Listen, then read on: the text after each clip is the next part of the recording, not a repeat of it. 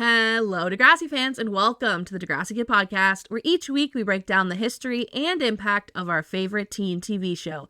I'm Jocelyn, and this week I have a question for you. Have you ever heard about the lost Degrassi book? For almost 40 years, there has been speculation about a book called Arthur and Yick that was never published. Back in 1989, it was announced as a brand new book that would be featured in the Degrassi Junior High book series that followed the TV show. 12 books were released in total that focused on characters like Caitlin Ryan, Spike, Stephanie K, Snake, and many other students at Degrassi. Spike's story expanded on her life as a teen mom. Stephanie's story followed her life as student council president. And Snake's story showed him dealing with the news that his brother has come out of the closet. In the middle of this, a 13th book was meant to be released about Arthur and Yick, except it never got published, and no one knows why. Until today. After months and months of research, I have found the official Arthur and Yick book, a book that no one has ever seen before. Today, I'm taking you through a mystery that's older than I am, and we're going to find out what the book is about, who was meant to write it, and what the publisher had to say on why it officially got canceled. And you're only going to learn about it here on a brand new episode of the Degrassi Kid podcast. Wake up in the morning feeling shiny and energy. I gotta go to school. I don't think I can make it, don't think I can take it. I'm wondering what I'm gonna do. It all started with a little bit of research. I knew that I wanted to deep dive into the history of the Degrassi book series. The research was pretty easy to follow along with, but there was one thing that kept popping up over and over again. There was this unreleased Degrassi book called Arthur and Yick that no one had ever seen before. At most, it looked like a proposed cover was released for the novel, but no news or press release was ever done on the book and nothing was ever published. I looked at the website degrassi.ca/books, and it said that in 1998, a fan named Aaron Polger reached out to the publisher.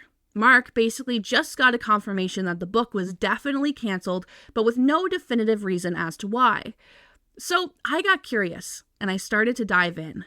Everywhere that I looked, when it said there was an Arthur and Yick book that was supposed to be released, it always linked back to Mark and his website. So I reached out to Mark, and I asked him how he found out about the book. He told me that he was an avid Degrassi fan and an academic librarian, so he reached out to the publisher and found out about the book. And later, he found out that the deal fell through, but no one had any more information to give him at the time. So I was stumped. But I have to say a big shout out to Mark for being such a great help in keeping Degrassi's history alive. His website was my launching point for this entire investigation. So if you're listening, thank you, Mark. So with that knowledge, I began digging. I went through a full decade worth of newspaper articles about Degrassi and their book series, and absolutely none of them mentioned the Arthur and Yick book. It wasn't until I picked up my own copies of the Degrassi Junior High book series and started reading. And at the very end of one book titled Joey Jeremiah, there was a list of upcoming books that were going to be released. And in that list was a book titled Arthur and Yick. This is, as far as I understand it, the only place where the book was officially announced by name to the public. And to confirm, I reached out to the book's publisher, or who was supposed to be the book's publisher, and they had no mention of the Arthur and Yick book in their publicity archives. And then, by a stroke of pure luck, I found the person who wrote it. We actually, about books, had a question come in from Sierra who, like, if you had a question about what happened in what book in the Degrassi Junior High series, they're the one who would tell you. They know everything. And they always wanted to read the book that never came out, Arthur and Yick. Do you know why that book never came out? What was the story supposed to be about? Anything like that about I Arthur can tell you all about that because that was going to be mine too. No way! By pure happenstance, I had just found the author of Arthur and Yick. I had found Kathryn Ellis. Kathryn Ellis was Degrassi's original publicist and a writer on the show. She had written one episode of Degrassi during every single season from Degrassi Junior High to Degrassi High. Kathryn was also responsible for writing the books about Joey Jeremiah and Maya Goldberg. I had no idea when I sat down with Kathryn that she was meant to write the Arthur and Yick book. So I asked her, what was it meant to be about? How far did you get into writing it? And why was it canceled? And here's what she helped me uncover. I think the easiest way to break this down is to do a timeline of events and go through it piece by piece. First, we'll start with how Kathryn got hired as a book writer, we'll discuss her idea for the Arthur and Yick story, and we'll unveil some never-before-seen information about the lost book in the Degrassi series. Let's begin. How did Kathryn Ellis get selected to write the Arthur and Yick book? Well, it goes back pretty far. Kathryn Ellis was hired as a publicist for Degrassi when they were working on The Kids of Degrassi Street, but really she found her stride with them when they started working on Degrassi Junior High. During the first season in 1987, she was tasked with writing an episode called Smokescreen, which is about Rick Monroe joining the Environmental Action Committee just to impress Caitlin. Later, in 1988, she wrote Censored, which is an episode about Caitlin as she protests against Spike being kicked out of school just for being pregnant. And in 1989, she wrote 2 episodes of Degrassi. She wrote $20, where Melanie steals money from her mother's wallet to go to a concert with Snake. And she wrote Just Friends, an episode about Wheels and Heather as they hook up at a party, and Maya, who is feeling left out by her group of friends after they go to the movies, and they purposely don't invite her because she uses a wheelchair. They're unsure how she could even get into the theater, so they choose to not invite her at all. During all of this, Kathryn was also hired to write a Degrassi book. During dinner one night, her husband, Yan Moore, who just so happened to be the head writer of Degrassi, asked Kathryn if she'd be interested in writing a book about one of the Degrassi characters. She said, "Don't you think you should be doing that kind of thing?" And he replied, "Well, we think you'd be perfect for it." Originally, there was no plan on which character Kathryn would write about, and they actually suggested she should write about one of the younger female students at Degrassi because she'd have a better perspective of their time in high school. But Kathryn said no. She wanted to write about Joey Jeremiah. She was close with the actor who played Joey, Pat Mastroianni, and she liked the idea of doing something fun with his character.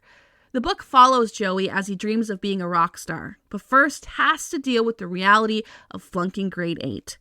In 1990, just a few months before the Arthur and Yick book was meant to be released, Kathryn did an interview and confirmed that she was working on another Degrassi book in the series, but the title wasn't confirmed in the article. After talking to Kathryn, it appears that this is the timeline of when she would have been working on the Arthur and Yick book. So, what was the Arthur and Yick book meant to be about? Well, you remember earlier I told you about an episode that Kathryn wrote called Just Friends. It's in season 1 of Degrassi High, and to quickly recap it again, it's about Heather and Wheels hooking up at a party and Maya's friends not inviting her to the movies. Well, this episode was meant to be the basis for the Arthur and Yick book. And you might be wondering, why? This episode isn't about Arthur and Yick, and actually, they don't even appear in the episode at all. So, what was this book going to be about? Let's check in with Kathryn Ellis and hear what she had to say. I was very good friends with Selak, and I thought we hadn't seen much of him. So I was going to do a subplot in an episode called Just Friends about Yick and Arthur. So when that didn't happen, because it was about swarming, which was going on. Kids would get swarmed for their running shoes and stuff like that, and say gangs of other kids would come and steal their stuff. And it was a problem in Toronto around that time. So I made an appointment at the police station and went in to talk to them about, what is it? What's it like? What's realistic? And to make sure that I made a realistic portrayal. We always did that with anything we were doing. We went and talked to people who really knew the scene and could tell you, how prevalent is it? Is it part of the larger American gang system? No, it wasn't. And, anything like suicide and that, they were always going to experts and stuff like that. So in addition to all these people contributing story idea stuff, all the other stuff was well researched. So I was going to do this story about Yick and Arthur kind of having a falling out because Yick has become one of these swarming kids and they swarm Arthur. And the question is, what does he do? That's his friend. How can he stop the swarming gang? Should he join in? And that's his big dilemma in that story. And that was going to be the subplot that became the Maya subplot in Just Friends. And that was going to be the story for the book. And I'll tell you that Yick does the right thing. So, the episode Just Friends was originally meant to be about Arthur and Yick and this topic of swarming. And then swarming was meant to be the main storyline they followed in the Arthur and Yick book. The episode Just Friends was released in December of 1989, but Kathryn began writing it several months earlier in April of 1989. And I was lucky enough that I got to read Kathryn Ellis's original outline for this episode. One written on May 4th, 1989, and the other written 2 weeks later on May 17th, 1989, after a series of revisions had been made to the episode. If you want to hear more about how the outline changed for the A-plot about Heather and Wheels making out at that party, you can visit patreon.com/Degrassi Kid, where I've broken down the complete episode in a bonus post on Wednesday. But for now, let's focus on Arthur and Yick's storyline in the show. First, a fun fact is that this episode was originally meant to be called C'est la vie, and you'll see why in a moment. But first, I'm going to read you the never-before-seen original outline of the Just Friends episode written by Kathryn Ellis. This one is from May 4th, 1989, and it goes like this. Yick has been hanging around with a somewhat tough gang, though he's not really part of it yet. In order to prove himself, he's challenged to steal. At first, he's reluctant, but he's sick of wearing the hand-me-downs of his millions of relatives, especially when he stands next to his rich friend Arthur. When he realizes he can get some nice clothes by just taking them, either from stores or by swarming with his crowds of friends, he closes his mind to the moral implications. Arthur has noticed that Yick is a little better dressed than before and asks Yick about it, but avoids the question or makes up the ways he got the clothes. Some of his relatives are handing down nicer clothes these days. His dad's convenience store is doing well. A cousin got them for cheap. His family had a small lottery win. Arthur finds the answers, or the way they're delivered to him, to be very odd, but can't see what any other explanation there could be. Later, there are reports in the news that the kids have been swarming in the area, and Arthur, an avid newspaper reader, discusses it with Yick. Arthur finds it pathetic that people would roll people over for their shoes or whatever. Why don't they just buy the things that they want? Yick gets a bit cross with him, thinks that a little Marie Antoinette has rubbed off on Arthur when he visited France. He cautions Arthur that he shouldn't boast about his wealth all the time. Arthur claims that he doesn't, but Yick points out that talking about his computer, his bike, dropping phrases in French to remind everyone he's been to France are not fun for everyone else to listen to. Maybe Arthur's getting a little, how do you say, nouveau riche. Arthur apologizes hotly, but seems to get the message. Arthur becomes suspicious of Yick's new wealth. On Friday evening, however, when Yick has a Walkman and offers to sell Arthur one for cheap, and he wants to know where Arthur would have gotten 2 Walkmans for that cheap, and why. Finally, it spills out that they're stolen. A friend of Yick's is a stockroom boy, and he tosses stuff out of the back door to the guy to pick up and sell. Yick and Arthur have a huge argument about the morality of stealing, what kind of levels there are to stealing, how it doesn't count if it's from a business, and Yick storms off. Saturday night, Arthur is walking from his mom's house to his dad's house, when in a dark alleyway, Yick's gang surrounds him and demands his leather jacket. Suddenly, Yick realizes that it's Arthur they're swarming, and Arthur realizes that Yick is one of the assailants. The boys look at each other for a moment. For Yick, the dilemma is, does he rip off his own friend, or does he look like a wimp in front of the guys? Fortunately, Yick chooses to look like a wimp in front of the guys and gets Arthur away safely. The next morning, Yick arrives to school, somewhat smacked around by the guys. He's out of the gang by their choice, but Yick confesses to Arthur that he understands now that there are no degrees of stealing. Stealing is wrong, and he would have quit the gang anyway. He almost doesn't mind that he got beat up because it showed him what kind of friends they were, and he kind of deserved it anyway, he said. Arthur puts his arm around Yick and tells him that he's sorry about him getting beat up for Arthur's sake. Yick winces at the touch and replies, C'est la vie. See, I told you the title was going to come around at the end. Kathryn submitted this as her outline for an episode in season 1 of Degrassi High. She got some feedback, and over the next 2 weeks, she tweaked her storyline just a little bit. These are the changes that were made in her second draft that came out 2 weeks later. First, the story starts off with an opening scene where Yick is very obviously swarming people with his friends. At first, he just kind of hangs back, but he doesn't do anything to stop it. Yick's friends ransack a random guy for money and steal his leather jacket. Then they split up the funds and they head off to the arcade to play some video games. Yick is obviously upset and isn't sure what to do. This scene is now a very clear and direct opening scene that we can imagine in our minds instead of just a generalization that Yick is now in a gang. Kathryn's outline also gets updated to have a running storyline throughout it. Now there's a plot about Arthur and Yick trying out for the basketball team. Arthur suggests they just try out for scorekeeper, but Yick actually wants to play. This creates a dynamic where Arthur is picked on by the jocks, but Yick wants to be one of those jocks, so he doesn't stand up for Arthur. This results in Arthur and Yick getting into their big fight. Yick says that people don't like him because he's always flaunting his money around. And Arthur says, well, what's the good of having any money if you don't have any friends?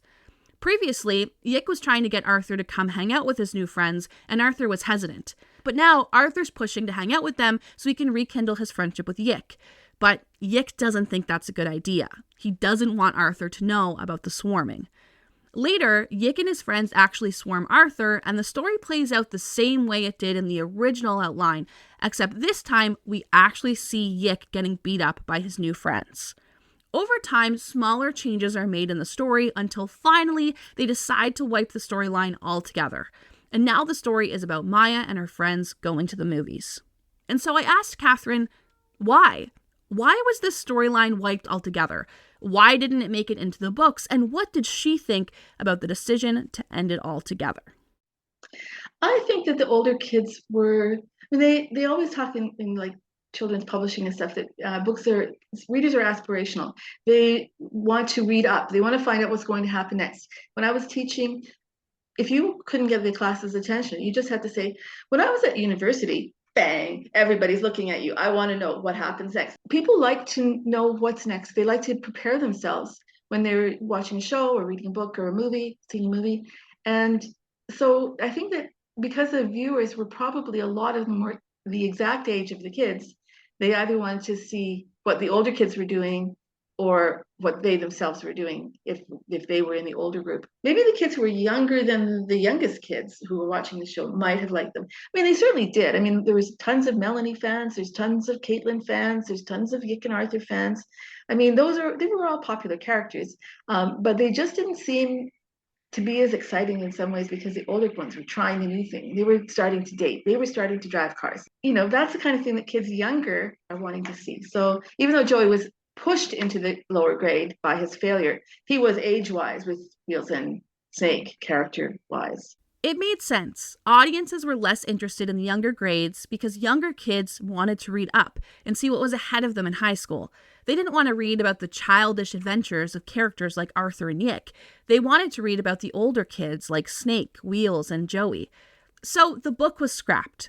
But hope was not lost in my research because Kathryn had said this. Although it was a Yick and Arthur story, it was more focused on Yick and why he was moving away from Arthur, his good friend, and what he was getting himself into, and that in the end he was going to be part of a group that swarmed Arthur for his expensive jacket and had to deal with it.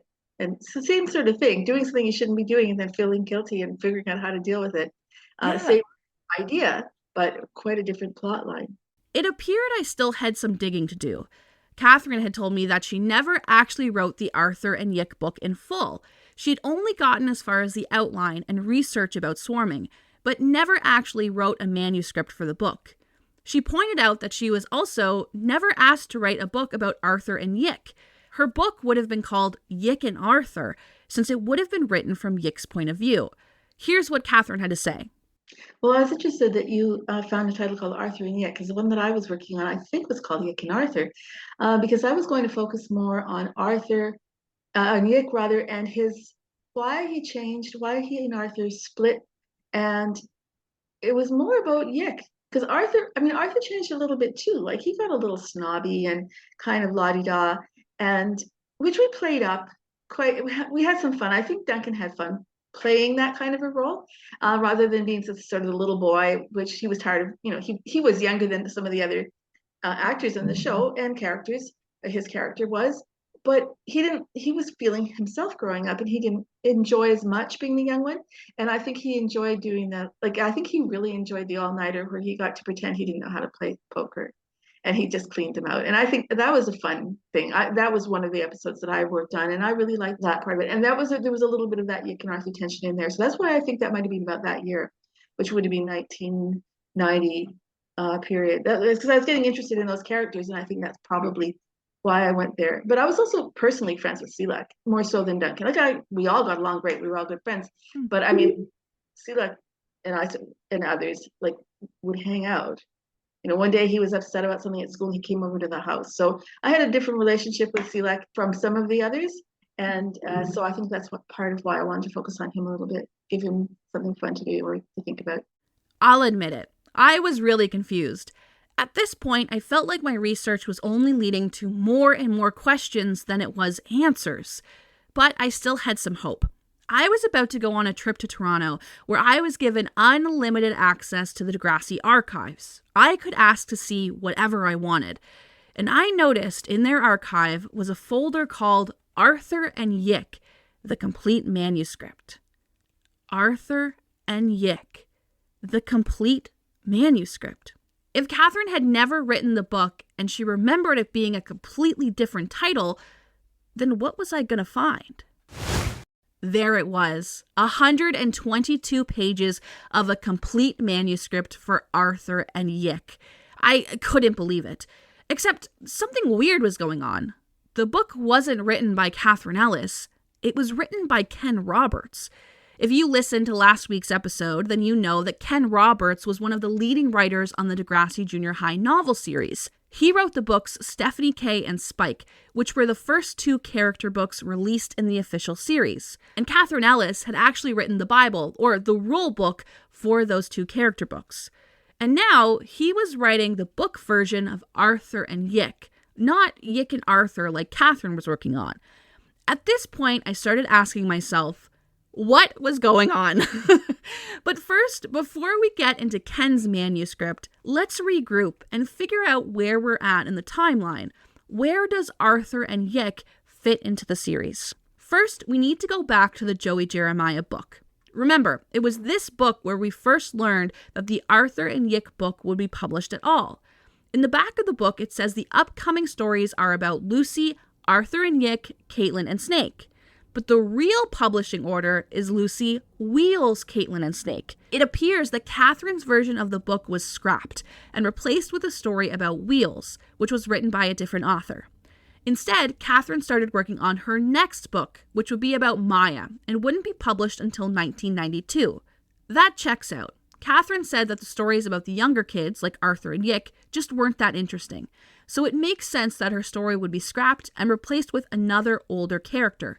At this time in the book, Maya was in high school. Even though she was the same age as Arthur and Yick, her story at this point in time was a bit more grown up. But where did this new book come from? Why did Ken Roberts write a manuscript if Kathryn's story was canceled? Well, to find out, I reached out to Linda Schuyler, Degrassi's co-creator and executive producer. Linda said that she had vague memories of the Arthur and Yick book, but nothing concrete. When I forwarded her the manuscript, she said, "It sounds to me like this must be an unsolicited manuscript. It seems Ken sent it to the publishers on a spec." When I mentioned this to Kathryn, here's what she had to say. It surprises me that they were doing that because if it was in 1990, they were starting to move to the falling out between Yick and Arthur, whereas Joey fails at the end of season 2. And Ken Roberts, I believe, wrote the original Exit Stage Left, the one about Stephanie. Yeah. So, he's obviously got a good track record and all that. So I don't know why that was happening. I wasn't aware of it. At least if I was, I don't remember being aware of it at this point. Ken decided that he would like to do a story on Yick and Arthur, and so he put it together and then sort of went to Laura and said, "Look, I've done you another one. I did Exit Stage Left. Are you interested in this one too?" And whether or not they were, we may have been working blindly in parallel with each other for all I know. I don't remember this, but Linda would probably have said, "What do you want to do?" And I would have said, "Well, we haven't done much with the younger kids. I wouldn't mind getting Yick and Arthur in there." And so I think I'd only got as far as an outline, though. I don't think I got further than that. Still, Kathryn's answer was working on a bit of an assumption. Linda said, "I think your best bet is to contact Lorimer directly. Let him know that you were speaking to me." So I did. And after talking to the people at Lorimer, it appears this is exactly what happened. Lorimer had no record of a book called Arthur and Yick in their system, which makes sense because Kathryn never actually submitted something to be published. It was scrapped before it even began. But still, let's confirm one thing in this story. we can 100% confirm that Kathryn Ellis was always intended to write the lost book about Arthur and Yick, or Yick and Arthur. The difference between the two titles is just a case of semantics at this point because nothing was actually submitted by Kathryn. When Kathryn was asked to write a second novel for Degrassi, she originally chose these two characters because she thought they would be interesting to write about. But she got feedback that the younger class was too boring, so she moved on to a more adult story about Maya in high school. At the same time, without knowing about this at all, Ken Roberts wrote a manuscript about Arthur and Yick and submitted it to the publishers. But because the interest was already not there, they rejected Ken's idea. And this is a mystery that took 40 years to solve. Can you believe it? And we did it right here on the Degrassi Kid podcast. I have been researching this for months and months and months and talking to as many people as I could, and I did it. I quite honestly mean that this is a career highlight for me. This is wild. When I spoke to Kathryn, she said that she had no idea someone else had written a book about Arthur and Yick. She knew about Ken from his first two Degrassi books, Spike and Stephanie, but never actually met him in person and never knew that he wrote this book. It seems Lorimer and Degrassi just weren't interested and passed on his story altogether. Here's a bit more of the conversation I had with Kathryn Ellis. But by the time that we were getting to that, the actual series was coming to an end. And I think that the publisher felt there wasn't going to be any renewed interest in the book, so they didn't want to publish new ones. So interesting. I think that they could have, but because it did go into reruns and continued popularity, so those books would have been there. I mean, what I was told that the reason they didn't do it was because the series was ending and they didn't think there'd be any more interest in the books. And boy, were they wrong. The fact that 40 years later, they're still printing the Degrassi books and they still have people caring this deeply about a lost Degrassi story goes to show that they should have printed the book. Either one of them. I'd take either one. But it does make sense why neither were printed. At the time, Degrassi was a popular show. I mean, the Danish publisher was able to buy a house just off the Degrassi book sales alone. In Danish. But it wasn't clear at the time that Degrassi was going to be a long-term success. It really wasn't until the show started appearing in reruns that it became the huge hit that it is today. And at the time that Ken submitted this manuscript in February of 1990, they already began producing the very last season of Degrassi High. And honestly, Kathryn's book would have focused on Arthur and Yick in Degrassi High, but Ken's book focused on Arthur and Yick in season 1 of Degrassi Junior High. So it makes sense why they made the decision that Ken's manuscript just wouldn't be published at all. But of course, the mystery is still not solved. We still have one very important question left to answer. If Ken Roberts had no idea that Kathryn had already pitched a book, and he had no idea that a story was already created and turned down, then what was his story going to be about? What did Ken Roberts have to say about Arthur and Yick? For the first time ever, here is a complete breakdown of Arthur and Yick, the secretly lost Degrassi manuscript by Ken Roberts. Arthur and Yick by Ken Roberts, Chapter 1, in the voice of Arthur Kobolowski. I probably hold the Degrassi record for most keys carried by a student. Every morning, when I fill my pockets with stuff for school, I weigh down one front pocket with a keychain which has 9 keys on it. 9. This is the opening paragraph to the story by Ken Roberts. This book is written from Arthur's point of view, which makes sense as to why his novel was called Arthur and Yick and not Yick and Arthur like Kathryn's. In the first chapter, Arthur's keys tell us a lot of information about where he spends his time. Some keys are for his dad's house, some are for his mom's house where he lives with his sister, Stephanie K, some are for his bike lock, and others he holds on to for his best friend, Yick Yu, who is always losing things. Yick comes up with the bright idea that they should have a door lock that opens with your fingerprints. He saw it on a sci-fi show one night when he was watching TV. But Arthur dismisses him and says, "You're too good at losing things, Yick. You'd probably just lose one of your fingers. Then you'd never get the door open." Then we get a flashback. Arthur tells us the story of how he first met Yick. He says, "I met Yick Yu, my best friend, on my first day of school at Degrassi Junior High. I remember that morning because I was so excited about getting to Degrassi. I actually got up early, something I hadn't done since about my first day in grade 1. I dressed, ate quickly, and raced over to Mom's house so I could walk to school with my sister, Stephanie. I figured that since Stephanie had already spent a year at Degrassi, she'd show me around, tell me about which teachers to take or which to avoid, and introduce me to people. Things like that. Instead, she warned me never, ever to let anybody at school know that we were related, and then left me to walk to school all by myself. When I finally walked in the front door of Degrassi, a grade 8 kid named Joey Jeremiah offered to show me about how to get to my first class. I grinned up at him and nodded my head so fast, Joey could probably hear my brain slush around in there. The rest of the book reads exactly like this, where we kind of get a recap of Arthur and Yick's adventures at Degrassi with just some more inner dialogue from Arthur's point of view. Next, we see Arthur and Yick hanging out at his dad's house and coming up with a plan to follow Joey around with their walkie-talkies, just like we see in the show. Astrodog to microchip. Astrodog to microchip. Come in, microchip. Microchip to Astrodog, reading it loud and clear. Joey located. Avoid Sector 2C. Repeat. Avoid Sector 2C. Message received. Will avoid Sector 2C. And there's some tension between Yick and Mr. Radich as he picks on Yick in class. This part was very cool to me because we got to see a bit deeper into Arthur's home life, like what it was like to have Stephanie K as a sister, and we got more glimpses into the times that they fought and the times that they got along while outside of school. We'll remember in this episode, Yick steals Stephanie K's papers to prove to Radich that he doesn't actually look at his papers. He doesn't actually grade them. Well, in the book, we get a much deeper glimpse into the story. At this point in the story, Yick very directly points out that Radich is being racist. He's picking on Yick because he's Chinese. In the show, it's something that's just heavily implied. And at least from a 2024 lens, you can see that Radich calling him Yick you, the disorganized, is a dig at Yick's race. But it's easily brushed over with its 1980s humor. I liked that the book spelled it out more clearly and gave us Yick's point of view more directly. But in the book, Yick accuses the people around him of being racist at least 4 or 5 different times in the story. But either no one takes him seriously, or he admits that he's accused someone of being racist just to get what he wants. I don't really understand the point of it, to be honest. In the book, Yick is talking to Arthur and says, Mr. Radich always gives me the same crummy marks.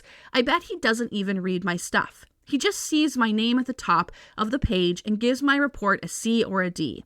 He probably thinks all of us Chinese kids are good at math and lousy at English, which is a valid criticism given how much Radich picks on him for being Chinese. But Arthur doesn't say anything back about this, and later, when Radich apologizes, there's still no real conversation about racism. It's the same conversation that happens in the show, you're just kind of left to assume that it's hurtful because Radich keeps bringing his race into it. Later in the story, Yick and Melanie share that cute moment where they go skating together like they do on the show, and afterwards, Yick asks Melanie on a date, and she initially agrees. But later, she says, sorry, my parents won't actually let me. Yick believes what happened is that Melanie told her parents she was going out with a Yick you, and once they heard his last name, they told her she couldn't go on a date with him because he's Chinese. Arthur says, don't build this into something too big, Yick. And Yick replies, you're not Chinese. You don't know, Arthur. Have you ever had anyone spit at you? Have you ever had students come over and ask you to help with their math just because you're Chinese and therefore you must be a math whiz? Have you ever... Arthur interrupts him and reminds Yick that his last name is Kobolowski. He knows what it's like to be picked on. Yick says that Arthur is still white and doesn't have a name like Yick. He said, when people yell my name at school, I don't know if they're calling for me or wiping dog turds off their shoes. Arthur laughs at Yick, and Yick takes a swing at him, but Arthur dodges the punch and moves on, changing the subject.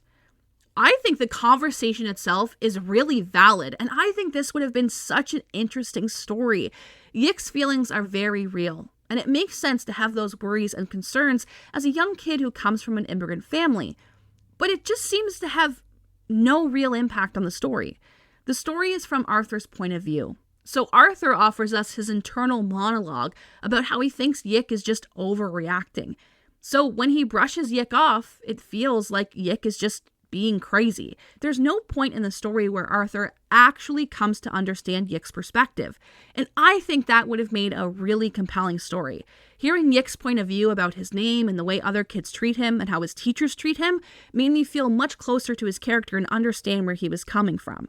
But in the book, it kind of just gets lost as Yick being crazy and making this stuff up, which isn't a good story. In the book, we find out that Melanie didn't go on a date with Yick because she actually went on a date with Snake. Yick runs into them at the movie theater and he gets really upset. This seems to fuel Yick's anger, and he decides he wants to get revenge on Joey, who's been picking on him all year long. So Yick comes up with an idea to get Joey's locker combination so they can start playing pranks on him. Arthur isn't so sure, but Yick tells Arthur that his cousin is dating someone who volunteers at the Board of Education. He asked for a favor, and she got him Joey's locker combination and Arthur's locker combination. Arthur felt like his privacy was invaded, but says it's not a big deal because he would have given it to Yick anyway if he had just asked. When Arthur asks how he got the combination to their lockers, Yick says, "I told my cousin that Joey was making racist comments and he got it for me." Arthur replied, "But Joey's not making racist comments." And Yick shrugs, saying, "Hey, it got us the information, didn't it?" And then that's it. There is no more mention of racism in the book. The storyline doesn't tie up, and we never even really hear from Yick's point of view how his experiences at Degrassi are affecting him. I'm sure in a reread, this would have been changed to have something more compelling. Once they took a look at it and gave feedback, they probably would have said, hey, we need to add something to wrap up the story. But instead, it just felt really jarring. There's a couple things that are weird here. Yick just kind of makes up the fact that he's experiencing racism from Joey. Arthur says, I know what it's like to experience racism. My last name is Kobolowski. I get made fun of all the time. It's just really strange. At most, I can say that maybe these underlying worries about coming from a Chinese immigrant family is what causes Yick to go so far in bullying Joey throughout the story. But that feels like a really big stretch with no real resolution. Outside of that, there's one main change in the book series that isn't in the show. The whole book focuses on Arthur and Yick as they get revenge on Joey. Revenge for stuffing both of them into a broom closet on their first day at Degrassi and taunting them throughout the rest of the school year. Let's hear how they get their revenge. Hank, my man, meet Artie. I'm showing him the ropes. How's it going, Artie? Yeah. Arthur, it's Arthur. Your class, Mr. Kobolowski. We'll see maybe later, okay? See you around. Thanks, Joey. Okay. Hey guys, this is definitely not my class. What? A broomhead. Joey, this is funny. Come on, let me out. Oh, Summer. In the beginning, they get back at him by pulling a harmless prank. Yick used his connections to figure out Joey's locker combination, so they trade Joey's lock with Yick's lock on his locker. When Joey struggles to open his locker, he runs to get Doris Bell, the school secretary. But while he's away, Arthur and Yick switch the locks back, so when he tries to open it in front of Doris, it opens right away. Joey gets in trouble for goofing off and skipping class and wasting Doris's time. Later, Arthur and Yick start stealing textbooks from Joey's locker, and they start stealing his homework, so he gets in trouble with Mr. Radich, who refuses to believe that Joey actually did his homework in the first place. So Joey gets detention for lying and holding up the class. Arthur and Yick also leave a fake mouth spray in Joey's locker, and Joey starts using it, not realizing that it's actually making his breath smell even worse. And the big prank is when they send him on a wild goose chase after a girl. Arthur and Yick leave a note on his locker, pretending to be a girl who's secretly in love with him. Yick says, we're going to invent a mystery woman, a girl who loves Joey Jeremiah and leaves him poems and notes and wants to meet him. She'll send him all over the city in their vain quest to get together. Arthur and Yick find a book in the library that has a picture of a very pretty girl in it, and they attach it to the note, convinced that this will make Joey Jeremiah go wild. And it does. Arthur and Yick want to make it look realistic, so Arthur practices girly handwriting for 3 whole days, and they come up with a name for this mystery girl. Her name is Sophia. Arthur uses his new handwriting to write Joey a letter. They put it in a pink envelope and spray it with too much of Stephanie K's perfume, Arthur said. They write Joey on the front in flowery lettering and tape it to his locker. Arthur and Yick wait around the corner for him to open the letter, and of course, Joey falls for it right away. He kept dashing his head around the hallway and sneakily reading the note while inside of his locker. Arthur said, "I don't think I've ever enjoyed a week of school so much in my life." We followed Joey everywhere. Not that he noticed. He wasn't looking for 2 grade 7 boys dodging his heels. He was staring at girls, pulling out the worn-out picture at least twice each class break and 24 times every lunch hour. Joey checked his locker at least 20 times a day, even if it meant going out of his way between classes. He even dressed better, although he still wore his silly hat, Arthur said. Finally, they really wanted to screw with him. Their fictional girl, Sophia, tells Joey that she wants to meet him outside of school. She wants to meet him at the mall. Arthur and Yick hang out at the mall and wait to see if Joey actually shows up. And he does, looking his best, and he waits there all night long. The next day, Joey tapes a note to his own locker, but Arthur and Yick are too scared to go grab it, worried that they'll get caught. So they wait until the end of the school day when they're sure that Joey's gone home, and they go around pretending to pick up garbage in the hallway. That's when they snatch the load off the locker and read it in secret in the janitor's closet. Joey's note says that he's really interested in Sophia and really wants to meet up with her. Whatever he has to do to make it happen, he will. Yick says, "Arthur, do you know what we need?" Arthur asks what, and Yick says, "A big finish, a finale." "Let's do it," says Arthur. They want to break his heart. Arthur and Yick tape a final note to Joey's locker that says, "Joey, it's over. I fell in love with you, but now seeing how mean you are to those 2 younger and smaller kids, well, I can't love you anymore. I have 4 younger brothers and I care for them so dearly that I couldn't bear a boyfriend so insensitive. Besides, I hear that you have good breath. Goodbye, Sophia." When Joey read the note, they expected a huge overreaction, but instead, Joey kept to himself. He wiped away a tear from his eyes. Reading the note, he walked over to the garbage can and stared at Sophia's photo one last time before throwing it away for good. Yick didn't laugh. I didn't laugh. It was the best trick we ever pulled, but for some reason, it just wasn't funny, Arthur said. Then, the 2 take a little break from their antics. This is when we start to learn more about Arthur and Yick's home life. Arthur goes to visit Yick's house and comments on how close everyone is in his family. Yick is very close with his parents. They don't talk much English, but they watch TV every single day trying to learn, and Arthur is welcomed into that circle. Their family is incredibly close, and Yick's house is filled with his parents, his grandparents, his uncles, and cousins, and Arthur wishes his family was big and close like that. But when Arthur gets home, he goes to see his mom and his sister and his new stepdad, Jerry. Arthur accepts that his parents are divorced and tells Yick about what it's like. Yick says he wishes he had more privacy like Arthur does. Arthur gets 2 bedrooms all to himself. Arthur's really lucky. At home, Stephanie and Arthur talk about their mom remarrying and how it's been rough, but they're happy to see that their mom is happy. Their mom demands that Arthur moves in with them so they can be a complete family and get him out of that small apartment with his dad. But Arthur doesn't want to move. He wants to live with his dad. He likes it there. Stephanie doesn't understand it, but she stands up for Arthur and says it's not fair to disrupt his life just because you want to change your own, Mom. Their mom and Jerry take a moment together and agree. If Arthur really wants to live with his dad, then he should be able to. Mom changed her mind because Stephanie was on my side. Something Mom had hardly ever seen before, Arthur said. The next day at school, Stephanie races up to Arthur and asks him, "Did you hear the news?"